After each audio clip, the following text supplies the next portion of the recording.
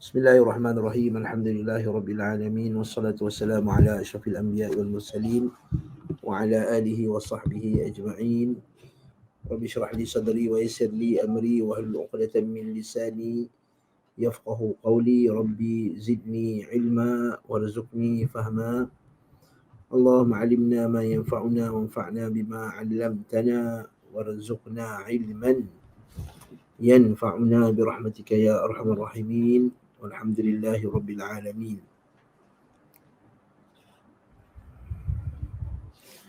Tuan-tuan dan puan rahimani wa rahimakumullah.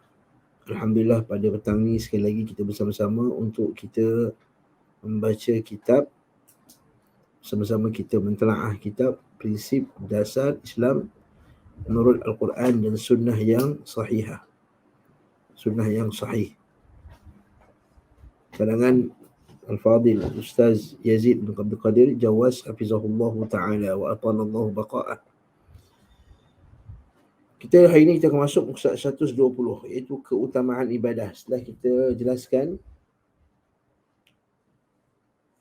tentang buruknya golongan yang mencipta ibadah tersendiri, dia tidak ada ittiba', dia mencipta-cipta cara ibadahnya sendiri. Maka hari ini kita akan masuk pula keutamaan ibadah. Apakah dia keutamaan ibadah? Apakah dia fadail? Keutamaan di sini maksudnya fadail. Apakah dia fadilat, kelebihan-kelebihan beribadah kepada Allah Subhanahu Wa Taala? Tajuk dia penting sebab ada setengah orang dia menganggap bahawa ibadah ni hanyalah sebagai part time je. Bila dia dah sibuk kerja, dia tak ada kerja, kita nak beribadah lah. Ataupun beribadah ini bagi mereka hanyalah pada musim-musim yang tertentu sahaja. Ada sebahagian pula mereka beribadah apabila mereka telah ditimpa dengan suatu musibah. Kan seperti Allah Ta'ala menyebut berkenaan dengan orang musyrikin. فَإِذَا رَكِبُوا فِي الْفُلْكِ دَعَوُا اللَّهَ مُخْلِصِينَ لَهُ الدِّينَ فَلَمَّا نَجَّاهُمْ إِلَى الْبَرِّ إِذَا هُمْ مُشْرِكُونَ.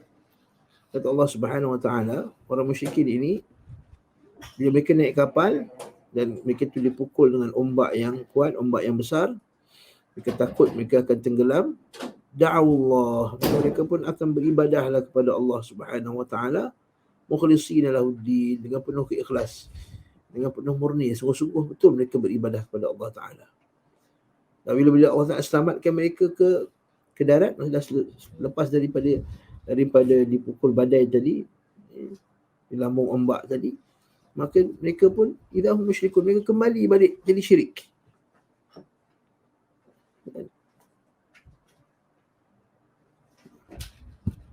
Juga dalam surah Az-Zumar Allah Ta'ala kata, apabila mereka itu ditimpa dengan kesusahan, keburukan, mereka akan berdoa kepada Allah Subhanahu Wa Ta'ala.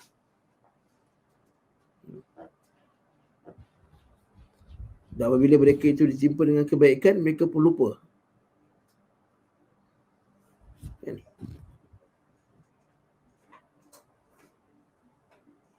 Idza massal insana dhurrun da'a rabbahu muniban ilaih. Bila manusia itu terkena dengan satu kepada kesusahan, da'a rabbahu, mereka beribadah kepada Tuhan, muniban ilaih, dengan keadaan kembali kepadanya. Dan bila mereka selamat, mereka kufur kepada Allah Subhanahu Wa Taala.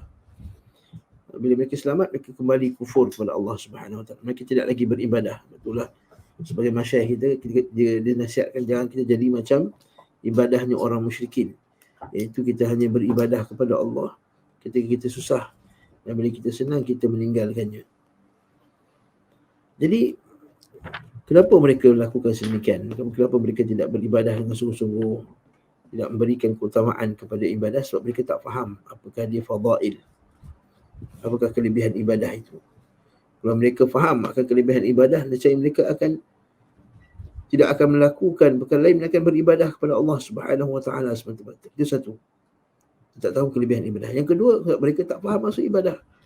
Sebab mereka hanya menganggap ibadah itu hanya solat, zakat, puasa, haji, dan itu sahaja.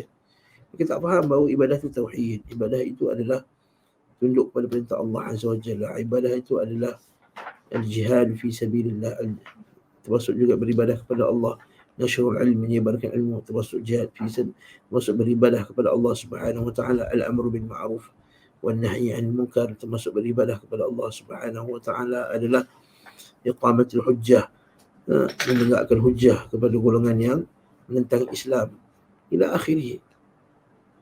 Lalu mereka memandang aspek ibadah itu dalam rangka yang sangat sempit. Lalu mereka tidak beribadah kepada Allah Subhanahu wa taala. Jadi kat sini tajuk ni penting untuk kita faham betul-betul fadail. Dan manusia ini bila dia tahu fadail, kelebihan, barulah hati mereka tertarik kepadanya. Baru hati mereka tertarik kepadanya.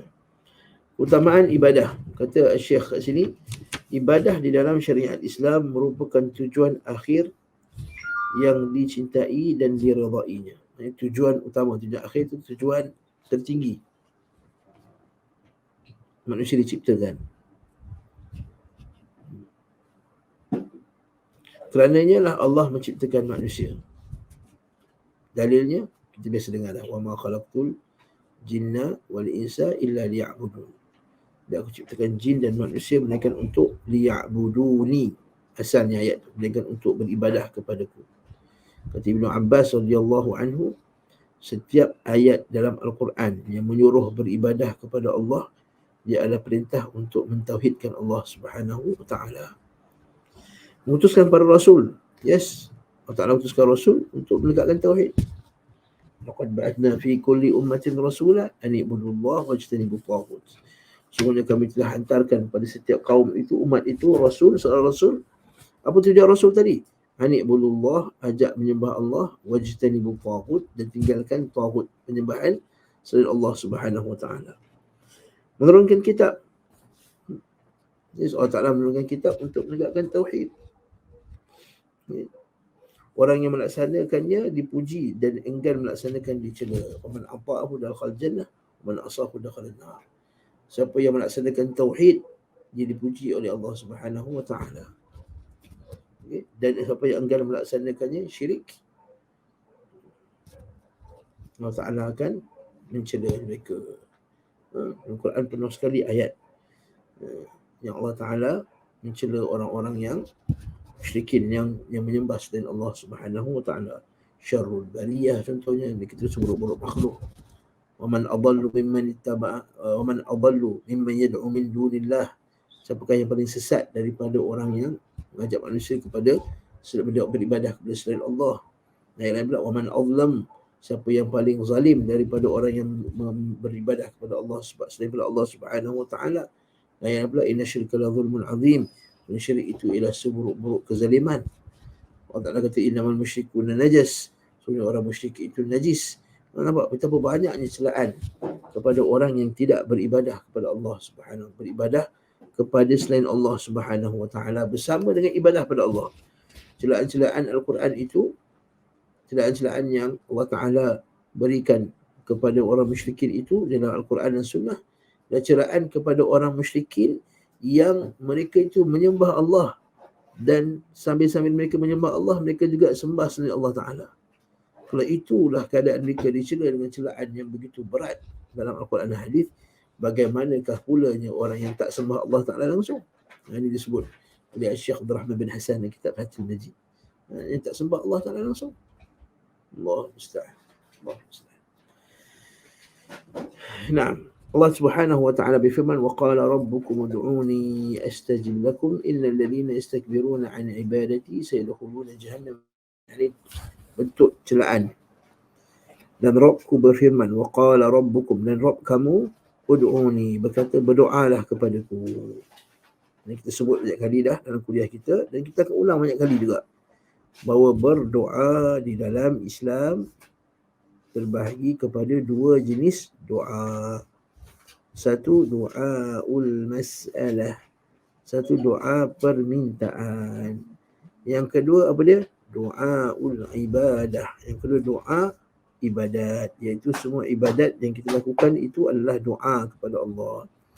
Jadi kalau kita tanya, zakat tu doa tak? Zakat tu doa. Doa apa? Doaul mas'alah ke doa ibadah? Doa ibadah.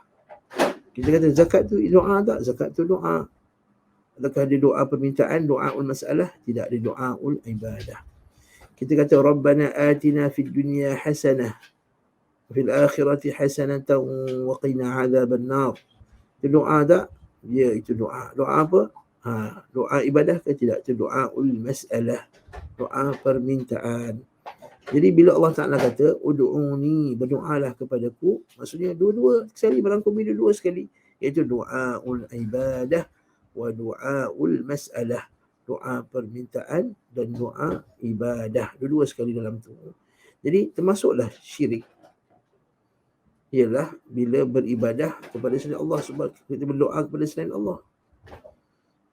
Sebab tu ada satu kaedah dalam akidah, idza thabata annahu ibadah, bila kita sabitkan bahawa sesuatu itu dia termasuk daripada ibadah, fasarfuha li ghairillahi syirkun atau kufrun, maka memalingkan ibadah itu, iaitu kita tujukan ibadah itu kepada selain Allah Subhanahu wa taala, maka dia adalah syirik. Itu kaedah dia. Ingat, kaedah dia bila setelah sabit sesuatu itu adalah ibadah, maka memalingkannya kepada selain Allah Subhanahu wa taala itu adalah syirik. Berdoa kepadaku, nescaya aku akan perkenankan, astajib. Wa qala rabbuk ud'uni, itu syarat dia, jawab dia astajib, aku akan sempurnakan, aku akan perkenankan doa kamu. Aku akan perkenankan doa. Jadi kat sini ada perintah tak untuk berdoa, maka dia ada perintah untuk berdoa. Maka kita dah sebut banyak kali dah, ibadah tu apa? Apabila ada saja perintah dia Allah, maka dia adalah ibadah. Innal ladzina yastakbiruna an ibadati, dan orang yang sombong daripada beribadah kepada. Nampak tak ayat tu tuan-tuan? Tengok ayat tu. Ayat tu kata berdoalah kepadaku, dan sesungguhnya orang yang sombong daripada beribadah kepadaku. Tadi ayat buka dengan perkataan apa? Doa. Ditutup dengan perkataan ibadah. Kat sinilah ayat ni dalil bahawa doa tu adalah ibadah. Contoh kita bayangkan macam ni. Allah Ta'ala kata beribadahlah kepadaku, berdoalah kepadaku. Sesungguhnya orang yang sombong daripada beribadah, maka Allah Ta'ala masukkan ke dalam neraka. Maksudnya Allah Ta'ala samakan doa tu dengan ibadah. So, kalau tidak, apa kaitannya ayat pertama dengan ayat kedua? Kalau dia tak sama, maka dia tak ada kaitan ayat tersebut. Contohnya kita kata kat anak kita, tolonglah basuh pinggan. Kita kata kat anak kita, Asma, tolong basuh pinggan. Sungguhnya orang yang malas berkhidmat kat rumah ni, maka ayah tak akan bagi duit belanja lagi dah. Nampak tak?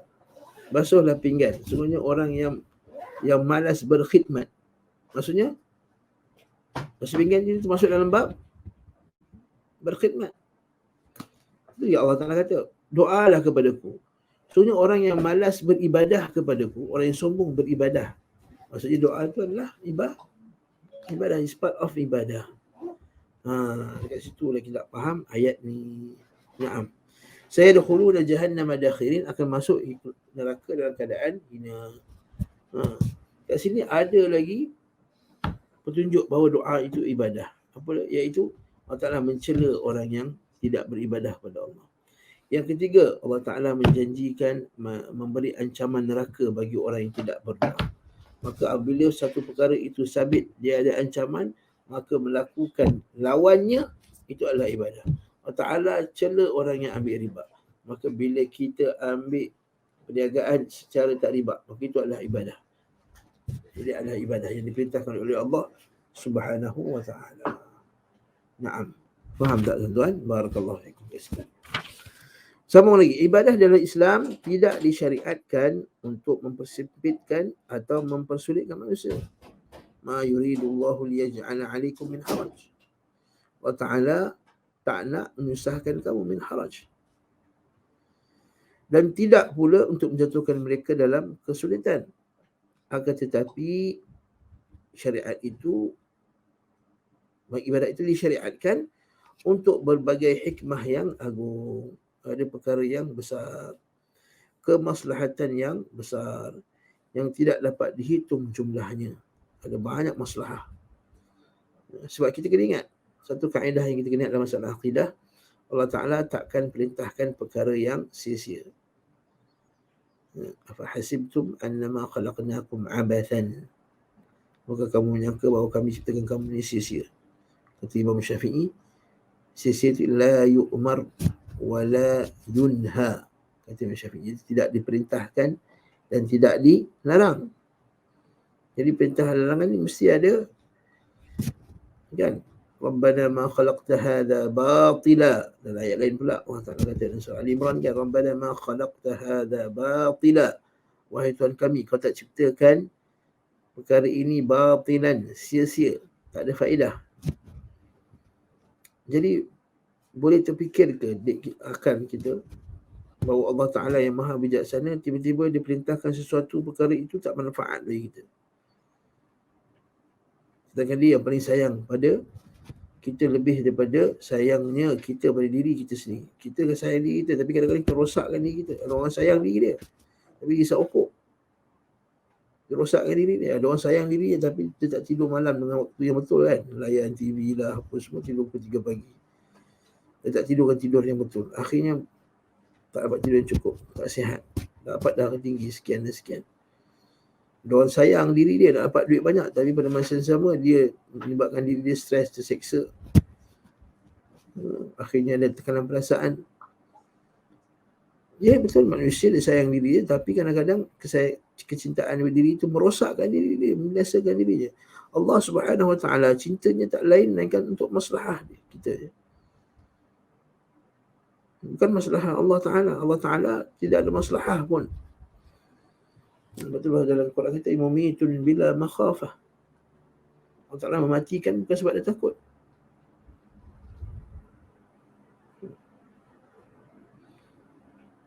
Okay. Dan dia menghidupkan dia bukan kerana dia terpaksa. Kita kadang-kadang kita buat sebab kita terpaksa. Dan kita takut sesuatu atau nakkan sesuatu. Allah Ta'ala dia buat tak ada langsung kehendak daripada makhluk tadi. Semata-mata kerana hikmah dan kebijaksanaan Allah Ta'ala, dia buat, dan pasti benda tersebut dia ada sebab. Jadi kat sini kita tengok ni, waktu kita ibadah disyariatkan dengan berbagai hikmah yang agung. Dan kita pasti hikmah Allah Ta'ala hikmatun balighah, kebijaksanaan yang sempurna, yang tidak ada penghujung pada kesempurnaannya.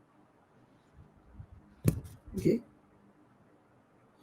Dan kalau ni kita tengok orang kan, dia kata, tengok dia kata chef tu begitu detail dengan cara masakan. Yang saya suka tengok cara masakan, begitu detail, cara dia kacau, cara dia tuang kuah, timing dia kena betul, letak sos kat sini supaya macam ni, supaya dia tak jadi kering, supaya ini tak jadi keras, supaya ini tak jadi ni. Kemudian semua takjub dengan chef tadi. Begitu halus.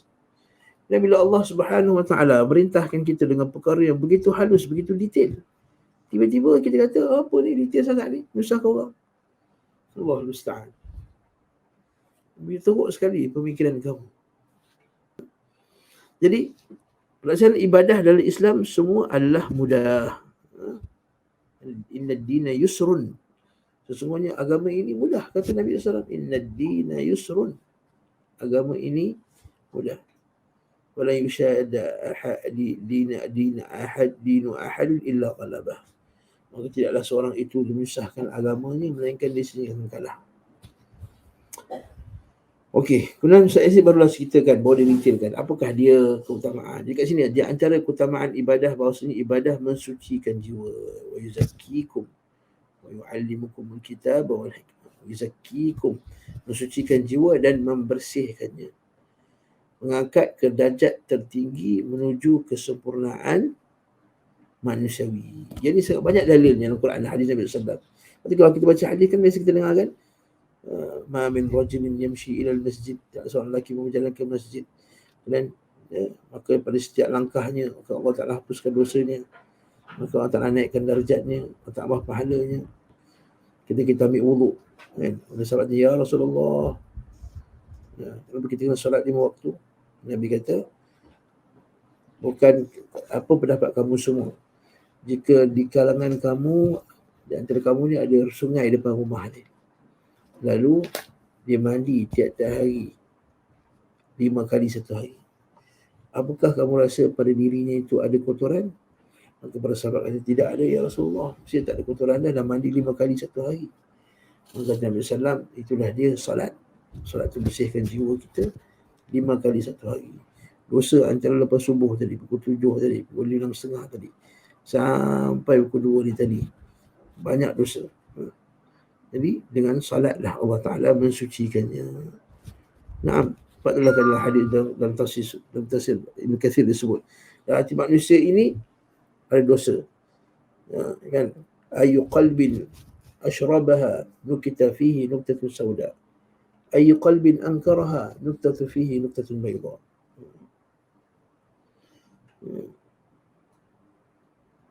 Dia kata innal fitna tu'radu ala qulubir rijal kal hasiri 'udan 'udan. Yani kal hasiri 'udan 'udan. Sesungguhnya fitnah itu dosa-dosa. Fitnah-fitnah ya. TikToknya, Instagramnya, YouTubenya, Facebooknya. Kan banyak maksiat dalam tu. Innal fitnah tu'radu ala qulubil ibad kal hasiri 'udan 'udan. Seperti satu anyaman tikar yang dianyam satu persatu. Ayyu qalbin ashrabaha nukita fihi nuktatun sauda. Maka siapa yang duk layan benda-benda tersebut, fitan tersebut, akan ada pada hatinya satu titik. Ayyu qalbin ankaraha nukita fihi nuktatun bayda. Mana yang belum menolak benda tersebut akan letak kadang-kadang dalam hatinya satu titik putih. Hatta sara an-nasu ala qalbayn. So, manusia itu dia terbahagi kepada dua bahagian hati. Satu bayda'un naqiyah. Kan? Mislus safa. La tadurruhu fitnatun ma damatis samawati wal ardh. Nabi kata bila hati tu bersih, maka ada orang tu hati dia putih, bersih. Dia tolak dosa-dosa tadi. Dia lawan, dia tolak fitan-fitan ni. Dia melakukan ibadah. Putih, hati dia bersih. Mithlus safa, macam batu putih yang licin. La tadurruhu fitnatun ma damatis samawati wal ardh. Tidak akan terkena, tak akan rosak hati dia. Ma damatis samawati wal ardh. Selagi mana ada langit dan bumi, tak akan rosak hati dia. Sebab apa? Sebab dia selalu cuci dia. Saqula. Idza taba saqula. Maksud bila dia dah bertaubat,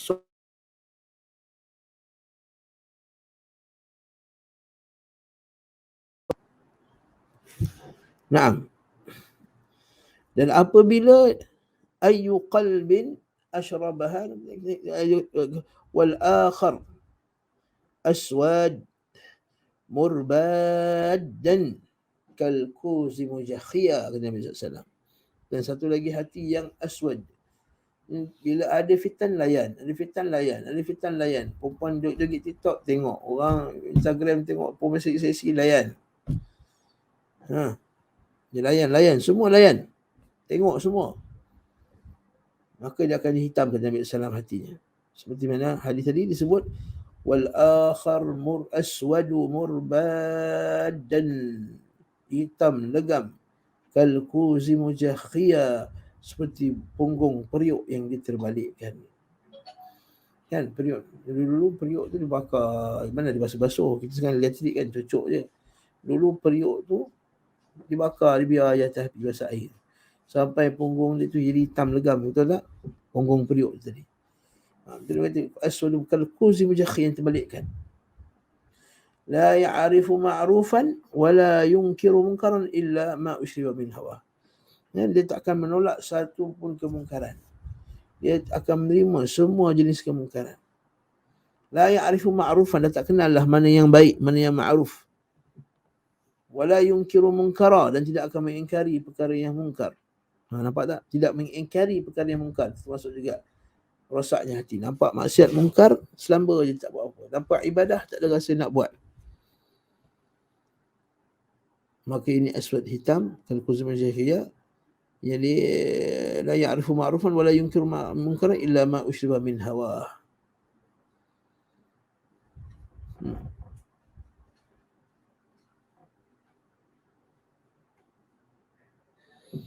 Naam. Betul Allah Ta'ala puji. Qad aflaha man zakkaha wa qad khaba man dassaha. Allah Ta'ala kata qad aflaha man zakkaha. Berjayalah orang yang menyucikan hati tersebut. Wa qad khaba rugilah, bidasalah. Man dassaha. Jadi ibadah ni dia sucikan hati. Patut barakallah. Kat sini kita kata pentingnya ibadah. Belajar ilmu tu dah bagus lah. Masya Allah, mantap. Belajar ilmu aqidah, Masya Allah, manhaj, masalah apa lagi, hadis. Tapi dia malas ibadah. Maka dia tak ada latihan. Maka tidak ada penyucian jiwa dekat situ. Ilmu tu dah ada dah. Tapi tak ada penyucian jiwa. Sebab tu kita tengok sebahagian talabatul ilm, Allah musta'an, dia belajar ilmu, dia mengambil ringan terhadap masalah ibadah ni, hatta tak beri perhatian pun pada qiyamul lail contohnya. Tak bangun qiyamul lail pun. Kita tanya balik bila last kali qiyamul lail, tak tahu. Tak ingat dah. Kata Syekh Muhammad Adam Al-Atyubi, masyayikh kita disebut, tidak terlintas bagiku seorang menuntut ilmu tidak qiyamul lail dan tidak baca Al-Quran. Tak terlintas, kata aku tak boleh fikir, kata ada menuntut ilmu yang tak baca Quran dan tak qiyamul lail. Allah musta'an.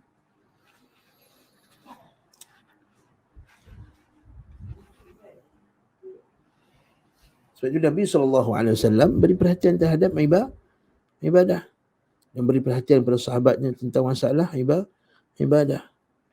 Jadi tuan-tuan, kita mulakan insya-Allah hari ini lepas ni dengan memberikan perhatian lebih kepada ibadah.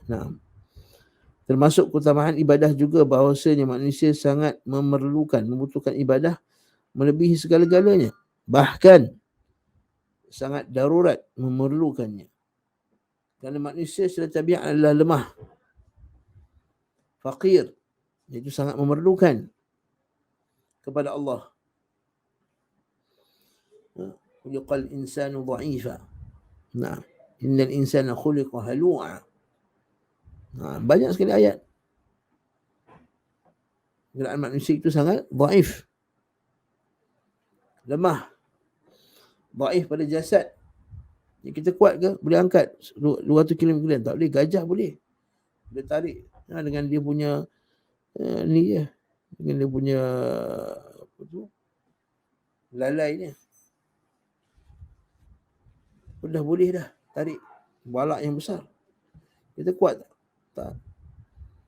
Seekor monyet chimpanzee, orang hutan, kekuatan dia tarik tu 5 orang. Kalau dia tarik tu 5 orang punya kekuatan. Kita dengan chimpanzee pun kalah. Jadi kita fizikalnya lemah. Kita boleh lari macam cheetah 30 km sejam. Tak boleh. Jadi manusia tu lemah. Okay. Kemudian lahir lemah, dan jadi sekarang pun lemah. Kemudian Allah Ta'ala akan kembalikan dia jadi lemah. Min ba'di dha'fin quwwah wa min ba'di quwwatin dha'f. Maksudnya akan tambah dha'fun wa syaibah. Dia akan tambah pula kelemahan, wa syaibah, beruban pula lepas tu. Allahu Akbar. Yang umur 40-50 ni boleh dah lagi macam sekolah main futsal, macam sekolah rendah dulu. Mana boleh. Tak boleh main dah bola 90 minit pun tak larat dah. Maksud kita semakin lemah. Wa man nu'ammirhu nunakkishu fil khalq. Naqishu fil khalq. Barang siapa yang kami panjangkan umurnya, kami akan kurangkan jasadnya. Naqishu fil khalq. Ini lemah. Tapi yang lebih dahsyat lagi lemah itu ialah lemahnya iman. Sangat mudah terpengaruh. Manusia ini sangat mudah terpengaruh dengan suasananya. Suasana dia stres, maka dia akan lemah iman dia. Maka dia akan terpengaruh dengan stres tadi. Maka adalah sebagian depression. Ada sebagian yang menghadapi masalah jiwa. Bunuh diri pun ada. Jadi gila pun ada lepas tu. Okay, masalah mental. Allah. Jadi apakah dia kekuatan kita? Ialah ibadah. Satu Syekhul Islam Ibn Taimiyah rahimahullah. Bila anak murid Ibn Qayyim tanya, kamu zikir sampai matahari dah terang. Maka kata Syekhul Islam Ibn Taimiyah kata, kalau aku tak zikir ni, aku tak ada makanan. Aku tak ada makan, aku tak larat nak buat kerja hari ni. Sebab apa? Sebab tak ibadah. Sebab ibadah. Ini sebagaimana halnya jasad memerlukan makanan dan minuman. Demikian pula hati dan roh memerlukan ibadah. Jadi makanan rohnya apa? Ibadah, zikir pada Allah Subhanahu wa taala. Ini ghidha ar-ruh, ghidha al-qalb. Makanannya, gizinya roh. Sebab tu kita makan nasi, itu gizinya jasad. Nak boleh bekerja, ada tenaga, ada energi dan seumpama dengannya. Tapi kena ingat, ghidha al-qalb, makanan hati tu apa? Kalau kita tengok orang yang paling kaya sekalipun, masalah dia teruk, masalah jiwa, bunuh diri dan seumpama dengannya. Orang yang berharta, yang famous, rich and famous, panggil artis barat. Berapa ramai yang bunuh diri. Okay? Dia tak puas hati, dia bunuh diri. Okay? Robin Williams, satu pelakon terkenal, kaya, famous, baik, selalu mencirikan orang lain, bunuh diri tentang Allah. Sebab apa? Sebab masalah. Sebab jiwa dia kosong, roh dia kosong. Kalau roh dia kosong, jiwa dia kosong, maka dia akan melakukan perkara yang sangat menakjubkan sekali. Perkara yang menakjubkan sini sangat gila. Perkara yang sangat menakjubkan bagi akal. Lepas tu kita baca kisah baru ni, orang yang merogol anaknya yang masih kecil, Allah musta'an. Kanak-kanak. Allah musta'an. Allah musta'an. Jiwa ni kosong. Maksudnya halnya jasad memerlukan makanan dan minuman, demikian pula hati dan roh memerlukan ibadah dan menghadap kepada Allah Azza wa Jalla. Sebab itulah kena bagi makanan yang sihat. Nak bagi makanan, kena bagi makanan yang sihat, makanan roh. Ada setengah orang kata, saya nak tenangkan jiwa dengan muzik. Ya, itu makanan juga, tapi itu makanan yang tidak berkhasiat. Itu kamu bagi sampah pada hati kamu. Tapi kalau buat makanan bukan main particular ni, ni ada ni. Okey. Ini ada bahan yang tak bagus, ini ada bahan tak bagus, ini gula dia, dia siap kira lagi satu hari gula berapa banyak dia makan. Ustaz tak boleh makan banyak, Ustaz kena gula kena sikit je, nak kena jaga body. Yes, sahih, betul. Barakallahu fiik. Tapi apa perbuatan kamu untuk menjaga hati kamu? Kena makan makanan berkhasiat. Bagaimana jasad perlukan latihan, pergi gym, pergi berlari, angkat besi. Juga hati perlukan latihan hati. Latihan hati itu ibadah. Naam. Kata Syekh lagi, bahkan keperluan roh manusia kepada ibadah itu lebih besar dari keperluan jasadnya kepada makanan dan minuman. Ini Imam Ahmad pernah sebut. Bahkan hajat kita kepada ibadah itu lebih daripada makanan minuman. Kerana apa? Tak makan tak minum mati di dunia, tapi tak ada makanan akhirat, mati di dunia dan di akhirat. Mati kat dunia dan di akhirat.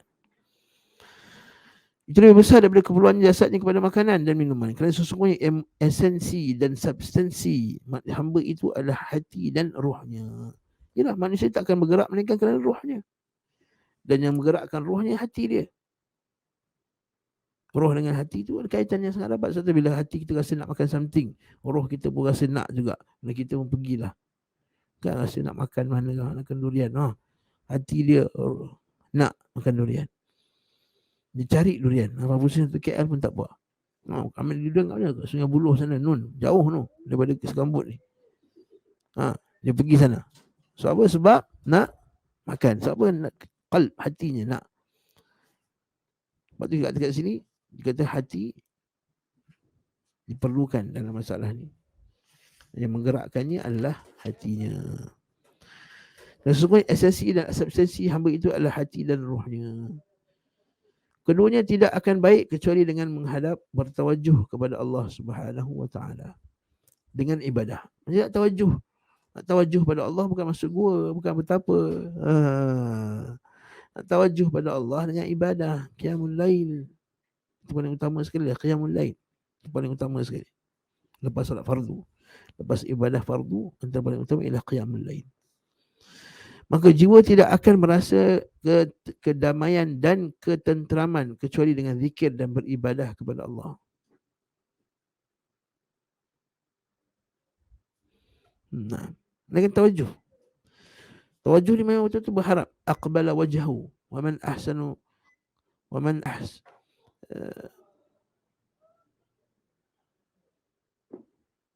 siapa yang paling baik agama, man ahsanu minallahi dinan, siapa yang paling baik agamanya. Siapa yang paling bagus agama daripada siapa yang menghadapkan wajahnya pada Allah Subhanahu wa taala. Itu tawajuh pada Allah Subhanahu wa taala. Maka jiwa tidak akan pernah merasakan kedamaian dan ketenteraman kecuali dengan zikir dan beribadah kepada Allah. Sekalipun seseorang merasakan kelazatan atau kebahagiaan selain dari Allah, maka kelazatan tersebut adalah semu, akan binasa, akan hilang. Tidak akan lama. Bahkan apa yang rasakan itu sama sekali tidak ada kelazatan dan kebahagiaannya. Nampak? Macam kita katalah, oh boring lah jiwa ni, tekanan apa semua. Jom kita pergi bercuti. Dia pergi cuti, naik beli tiket kapal terbang. Sampai dekat airport, kapal terbang delay. Tension tak? Tension. Kapal terbang delay, tension. Allahu Akbar. Tekanan, perasaan. Bawa beg pula. Beg tak sampai pula. Allahu Akbar. Beg tersilap hantar. Dia terhantar ke flight lain. Kan? Allah, tekanan lagi. Dah sekelas pinggang baju busuk dah ni. Dah pakai sehari semalam. Nak pergi bercuti. Besok nak kena datang balik. Nak kena ambil beg pun nak pergi ke airport. Allahu Akbar. Sampai kat situ pula dekat hotel tu. Nak keluar makan. Nak kena cari. Nak kena keluar duit. Betul tak? Makanan harga berapa ni? Allah $150. Allahu Akbar, $50 dah harap. Berapa dah harap 250. Allahu Akbar, sekali makan $250. Ila akhirih. Masyakkah tak? Masyakkah. Susah. Jangan ingat pergi cuti tu, ya tenang. Tak, dia tenang. Tapi tenangnya bersifat nisbi. Nisbian. Apa itu nisbi? Iaitu bersifat sementara dan hanya pada waktu tertentu saja keseronokan dia. Tanyalah orang yang pernah pergi haji, tanyalah orang yang pernah pergi umrah kan. Buat tanya kat dia pernah pergi mana? Tak pernah pergi England, London, Jepun, pernah pergi cuti. Tapi sama tak perasaan dia bila dia tawaf di Kaabah? Hanya mengharapkan wajah Allah Subhanahu wa taala, tak ada lain tak bukan. Di keramaian manusia itu, dia hanya mengharapkan wajah Allah Subhanahu wa taala. Di keramaian manusia, orang lebih berhimpit-himpit, sakit badannya, tapi dapat ketenangan jiwa tak? Dapat ketenangan jiwa yang dia takkan dapat melalui ibadah yang lain. Saya pernah cerita kot dekat dalam kelas kita ni. Macam mana dulu kisahnya. Masa tu kami haji dah bersama dengan Ustaz Usayyi. Musim haji ni kan. Dalam grup tu, dalam grup Ustaz Usayyi tu, saya menumpang grup tersebut bagi nak buat haji sunnah. Nak buat haji sunnah. Jadi masa tu kita daftar dengan haji sebuah syarikat. Dan syarikat tu dia tak buatlah beberapa perkara sunnah. Mungkin sebab logistik lah. Wallahu'alam. Saya tak nak sebut lah sebab apa. Jadi faktor-faktor tertentu. Maka kita pun keluarlah. Kita kata nak keluar pada hari ke-8. Nak buat hari tarbiyah tu kan. Kemudian baru kita pergi Mina. Baru kita pergi Arafah hari 9. Kemudian baru kita pergi Mina. Untuk melontar. Dan untuk Mekah. Ila akhirnya. Okay. Jadi masa tu ia haji. Dalam grup Ustaz Usayyi tu kita pun tumpang lah Ustaz Usayyi tu. Dalam grup tu adalah CEO sini, CEO sana, Datuk sini, Datuk Sri sana, Tan Sri Sanun, Puan Sri Sinin. Punyalah ramai. Adalah ramai orang besar-besar lah. Dan tibalah waktu untuk melakukan tawaf ifadah. Tawaf ifadah ni tawaf dilakukan pada 10 hari bulan Zulhijjah. Pasal hari kita hari haji tu, orang buat haji dia buat tawaf ifadah. Setelah dia melontar jamrah Al-Kubra pada waktu pagi tersebut, dan dia menyembelih korban, dan dia bercukur, maka dia buat tawaf ifadah tu pun 11 tawaf bercukur, lepas tawaf ifadah boleh juga. Maka dia pergi buat tawaf ifadah. tuan-tuan, tawaf ifadah pada 10 hari bulan tu ialah zahmatud dunia, jam yang paling hebat di dunia ni. Allahu Akbar. Jam yang punyalah ramai manusia, subhanallah. Bas sepak jauh berkilometer jauhnya untuk nak pergi sampai ke Masjidil Haram tu. Jadi Ustaz Besri kata, jadi esok kita akan pergi buat tawaf ifadah. Maka ada sebagian merungut, Allah kenapa nak pergi hari ni, boleh je tawaf ifadah last nanti. Ustaz Besri kata tak, ni sunnahnya Nabi buat 10 hari bulan.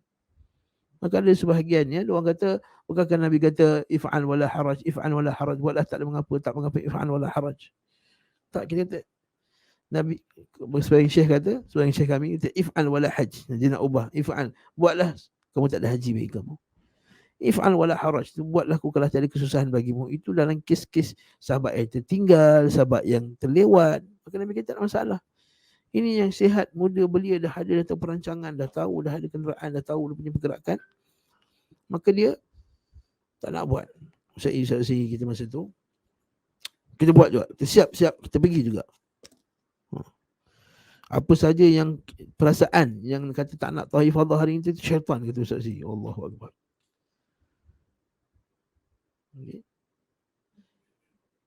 Kita masa tu baru haji pertama, kita pun rasa macam tak apalah, ikut je lah Ustaz Zee. Kan? Nah, kita pun pergilah. Nak pergi bas tu je dah berkilometer jauh. Naik bas lagi. Okay? Kita syukur naik bas. Orang lain semua jalan kaki. Tua-tua, pikun, jalan kaki. Pakcik-pakcik Afrika jalan kaki daripada Mina ke Mekah. Kemah mereka jauh nun belakang sana. Masuk pergi tu tawaf 4 jam tawaf. Okay? Dekat 2 jam lebih lah, dekat 3 jam lebih. 4 jam sekali semua selesai tu 4 jam. Allahu Akbar. Tapi Allah, kepuasan yang dapat tu, lepas balik selesai tu, satu kepuasan, kenikmatan yang tak dapat pada mana-mana ibadah yang kita lakukan sebelum ni. Sebab ada satu hamba Allah Ta'ala tu, dia ni CEO sebuah syarikat yang besar, saya tak sebutlah, sebab kita jaga hati masing-masing. Nak jaga hati masing-masing kan? Agar dia, kalau dia dengar pun boleh jaga hati dia, tak tiba pasal riak sum'ah. Dia kata, ustaz, dia kata, sebelum saya datang ni, okay, saya dah pergi cuti lama banyak tempat lah. Dia orang kaya, pergi London apa semua. Tapi kami tak pernah rasa perasaan ini. Kami tak pernah rasa perasaan sebelum ni.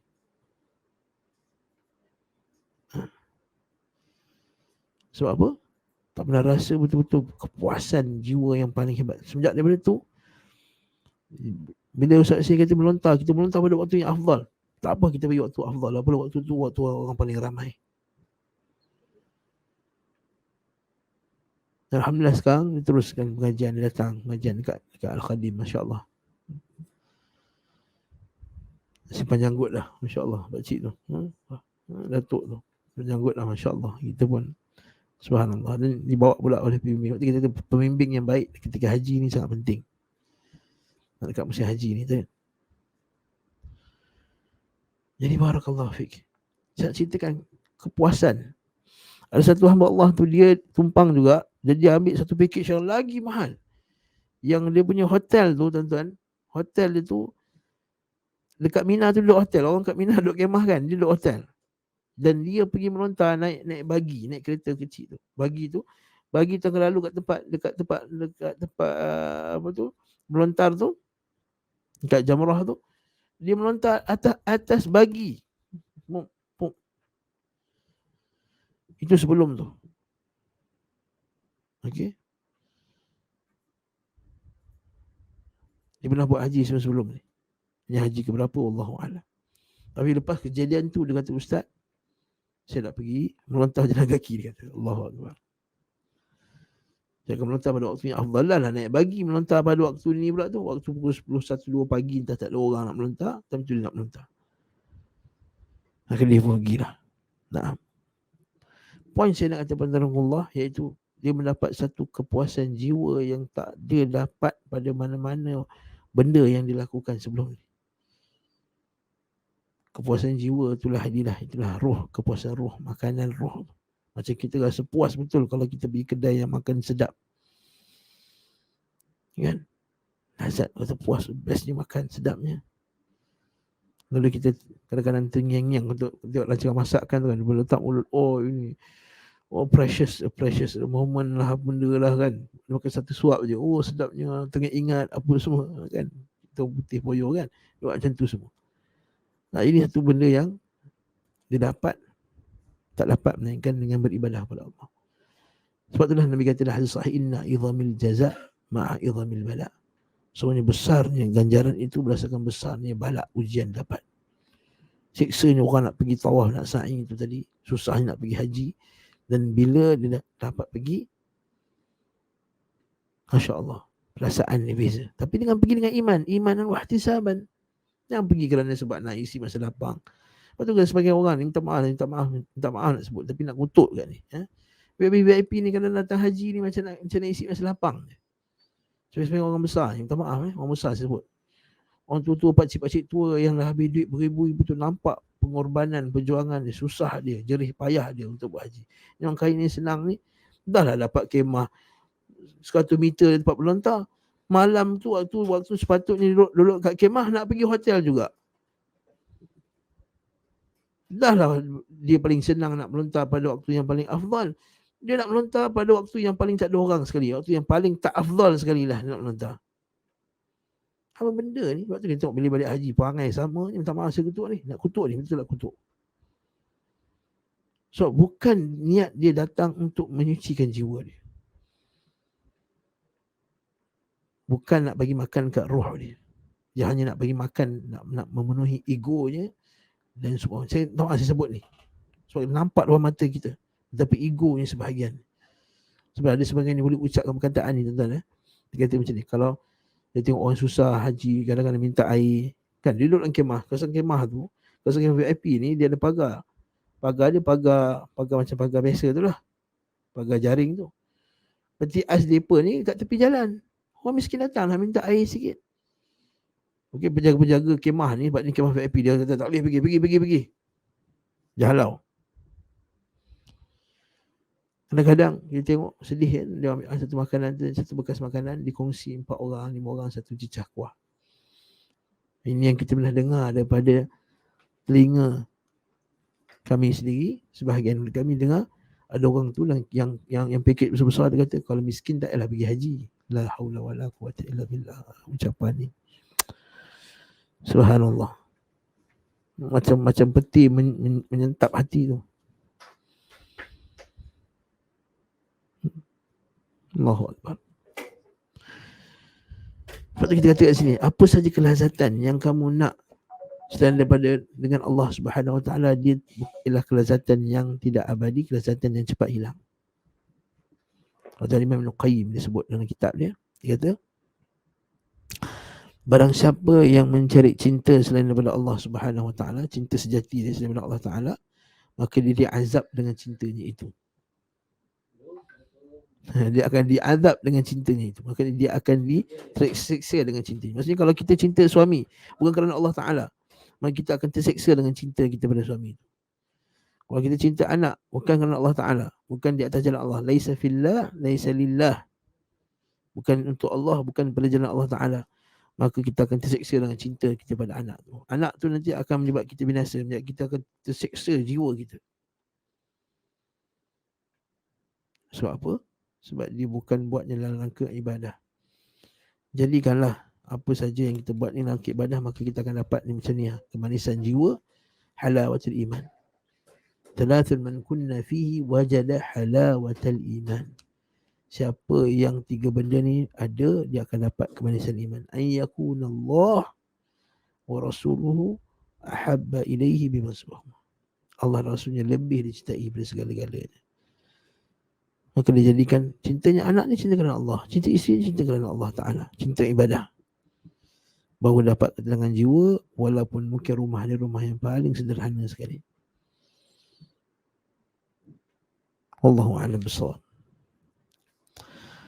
Seterusnya Allah Ta'ala kata, adapun bahagia, penulis berkata, ini seterusnya, ada pun bahagia kerana Allah dan perasaan takut kepadanya, maka itulah kebahagiaan yang tidak akan terhenti dan tidak akan hilang.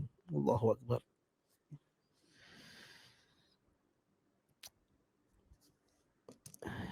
Dalam satu kuliah, Syekh Saleh Munajjid disebut, hubungan kita dengan Allah ni hubungan yang sangat unik.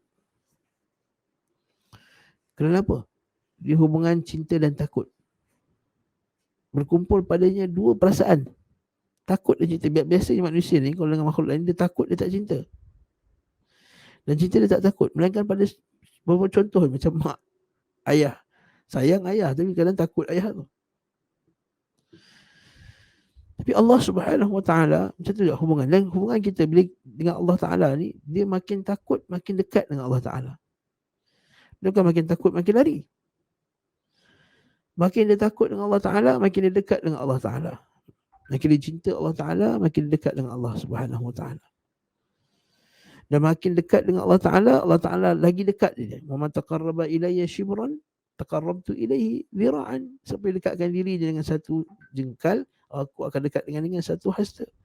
Man taqarraba ilayya dhira'an taqarrabtu ilaihi ba'an. Barang siapa dekat ke aku dengan satu hasta, aku akan dekatkan dengan dia dengan satu depa. Man atani masyan ataituhu harwalatan. Barang siapa jumpa aku jalan kaki, maka aku datang jumpa dia berlari. Kan? Man ta'arrafa Allah fi ar-raha ya'rifka fi ya'rifka fi ta'arrafa Allah fi ar-raha ya'rifka fi shiddah. Ingat Allah Taala ketika kamu senang, Allah Taala akan ingat kamu ketika kamu susah. Faman dzakarani fi nafsihi dzakartuhu fi nafsi khairan minhu. Siapa yang ingat aku dalam jiwanya ketika dia seorang-seorang, maka aku akan ingat dia dalam diriku, dalam jiwaku lebih daripada dia ingat diri dia sendiri.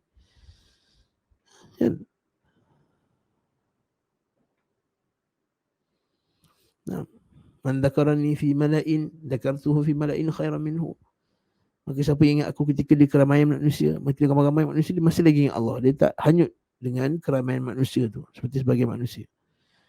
Maka aku akan ingat dia lebih nanti pada manusia yang lebih ramai daripada itu. Itu akhirat kelak.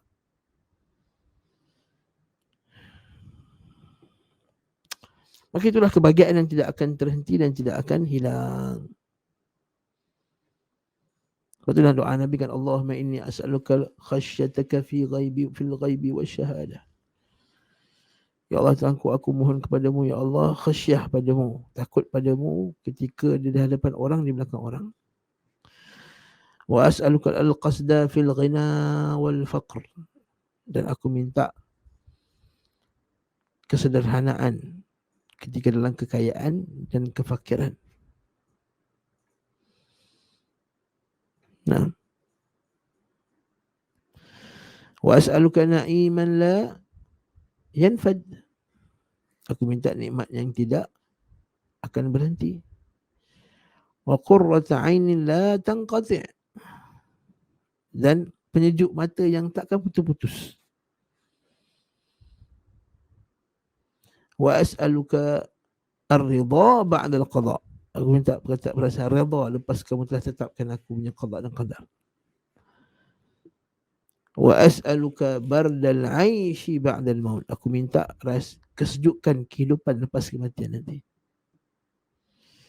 Allahumma inni as'aluka ladzatan nadhari ila wajhik. Ya Allah, aku minta kepadamu kemanisan melihat wajahmu. Wa syauqa ila liqa'ik. Dan rindu untuk jumpa kamu fi ghairi dharra'in mudarrah wala fitnatin mudillah. Dan keadaan tak terkena fitnah padamu, tak terkena fitnah pada jalanmu, dan tidak terkena kesesatan. Nah, dan itulah kesempurnaan dan keindahan serta kebahagiaan yang hakiki. Maka barang siapa menghendaki kebahagiaan abadi, hendaklah dia menekuni ibadah kepada Allah semata-mata. Maka dari itu hanya orang-orang ahli ibadah sejatilah yang merupakan manusia paling bahagia dan paling lapang dadanya. Sebab itulah kata ulama sebagai ulama salaf. Ini sebagai ulama salaf, saya tak ingat nama dia. Dia kata, kalaulah sang raja tahu betapa manisnya kami beribadah pada waktu malam, nescaya mereka pasti akan berusaha untuk mencabutnya daripada kami, nak ambilnya daripada kami, walaupun terpaksa merobek-robek hati kami ni. Maksudnya manisnya beribadah pada waktu malam. Baik.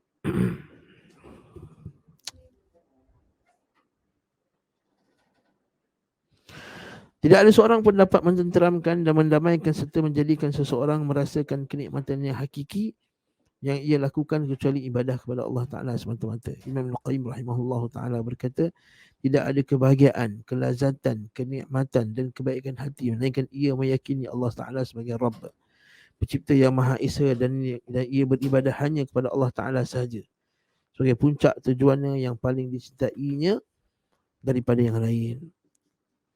Termasuk keutamaan ibadah, bahawasanya ibadah dapat meringankan seseorang untuk melakukan berbagai kebajikan dan meninggalkan kemungkaran.